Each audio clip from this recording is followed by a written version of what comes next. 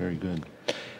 Any other messages you want to get out to the public, to our viewing audience, Doctor?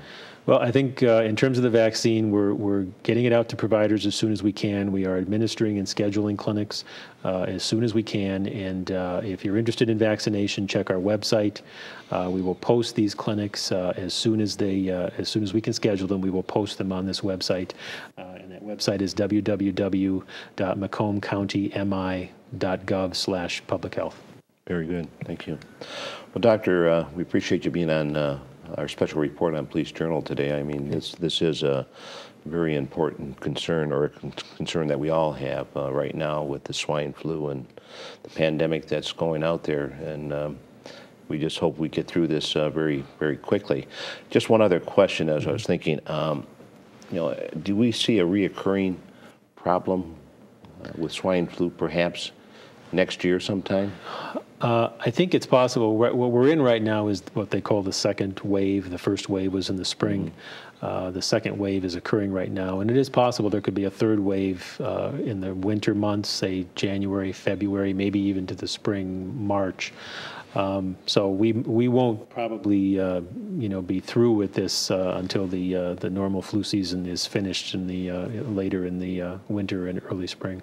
Well, Doctor, thank you again, and we're going to take a short break, and we'll be right back. Okay.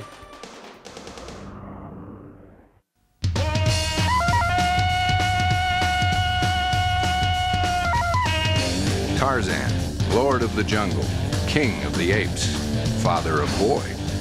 He knows what it takes to be a dad. You go for a ride, you take a swim, you hang out. All it takes is time. Hey, it doesn't take a hero, but it takes a man to be a dad.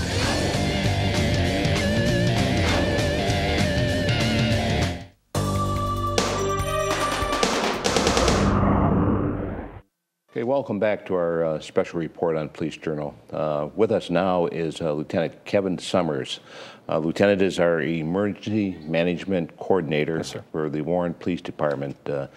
Lieutenant, welcome, and maybe first of all, you could tell us a little bit about yourself. How long have you been with the department? Well, I've been with the department just under 27 years now. The last year and a half, almost 2 years, as the Emergency Management Coordinator. Okay. You do a lot of training for that, right, as far as being certified as the emergency management person? Yes. The Michigan State Police Department of Homeland Security and Emergency Management has a course for professional emergency managers that is overseen by FEMA and the Department of Homeland Security. And over the past 2 years, I've attended about 13 different schools and taken about 15 online classes. And just this past September, I was certified, took the examination, and was certified as a professional emergency manager, recognized by the state of Michigan. Excellent. So what does your job entail for our viewing audience? I mean, you've got all this training, you're now certified, so what exactly are you prepared to do for the city? It's kind of like an event planner. I'm planning for an event that we hope never occurs. Okay. My job really comes into being if we have a catastrophic emergency or a disaster. And in the meantime, if that never happens, what we always do is we keep up on our plans, planning for response and recovery. One of the things we're doing right now is hazard mitigation with the county. Every 5 years, we have to update our hazard mitigation program. And what we do is we do a risk analysis of all of the assets in the city of Warren to hopefully make sure that if an event does happen, that we can get through it with the least amount of damage and loss of life or injuries. And that's something that we're working on right now. We do exercises to test our effectiveness with the police department, the fire department, even city workers. They're involved in emergency management also. DPW, Department of Public Works, if we had to do something like if trees were covering the roadway, they would be involved. even City Hall, the building department for damage assessment. We're constantly working with everyone to make sure that we're prepared in the event of a catastrophic emergency. You're also right now really providing a lot of information to the mayor's office and to the entire police department as far as the swine flu and what steps have to be taken. Maybe you could explain exactly what your role is and how you interface with the Macomb County Health Department. Yeah, we've been working very closely with the Macomb County Health Department, with Dr. Lokar, who was on earlier, and other people in the Macomb County Health Department. We've been working in the event when we do get enough of the vaccine for public distribution. We have a plan in place right now where we're going to use a facility in the city to make sure that it gets out there. What we're doing is we're working with our CERT, our community. What's that stand for? Community Emergency Response Team. It's a group of individual or citizens that'll assist us in the event that we needed to get the distribution of the vaccine out. We're going to be working so that we can get it done in an orderly manner. And you know, there's probably going to be several thousand people that are going to be looking for the vaccine, and we're hoping to get it done as quickly and as efficiently as possible. You also really coordinate not only with the police department as far as our concerns or something that may happen, but also with the fire department. You interface with the fire department? Correct.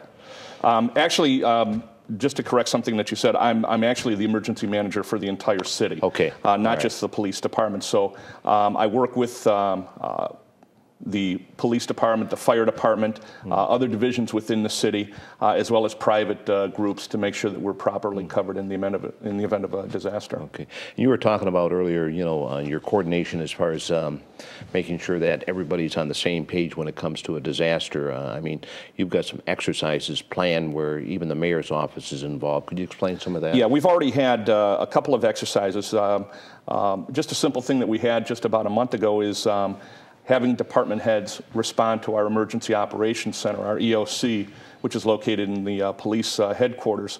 But we're planning to expound on some of those exercises, leading up to hopefully having a full-scale exercise within the next couple of years, where we're going to bring out police, fire, get all of our assets out there, like in the event that something did happen, so that we know how to properly handle a situation and recognize any failures or things that we need to do better. And we're going to be building on that over the next couple of years. So if we have some sort of a disaster here, I know you work closely with the state police. Correct. And there's certain things that have to be done as far as calling in, for example, the National Guard or the state police. Will you explain that a little bit? Yeah, if we do have a disaster here in the city of Warren, they say that every disaster is local. So we will handle it at the local level. But if our resources start to get exhausted, we are prepared. We'll work with Mayor Fouts to draw up a declaration calling for a state of emergency, which will be sent to the governor's office.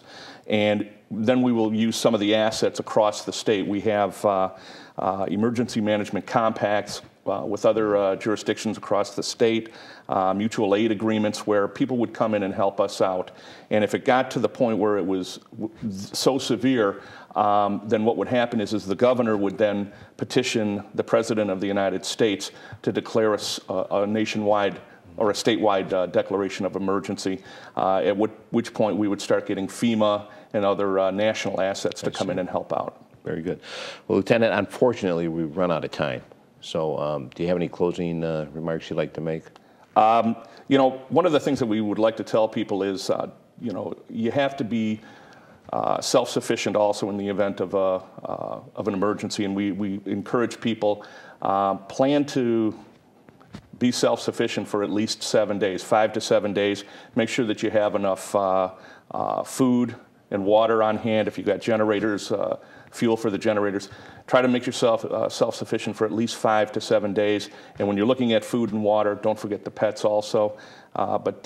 Because you know, we all know that there are some times where power might be out for extended periods of time, and we may not be able to get the stores and that. So make sure that you're self-sufficient for that period of time. Lieutenant Kevin Sommers, thank you very much, and thank you for viewing this special report on Police Journal. And until next time.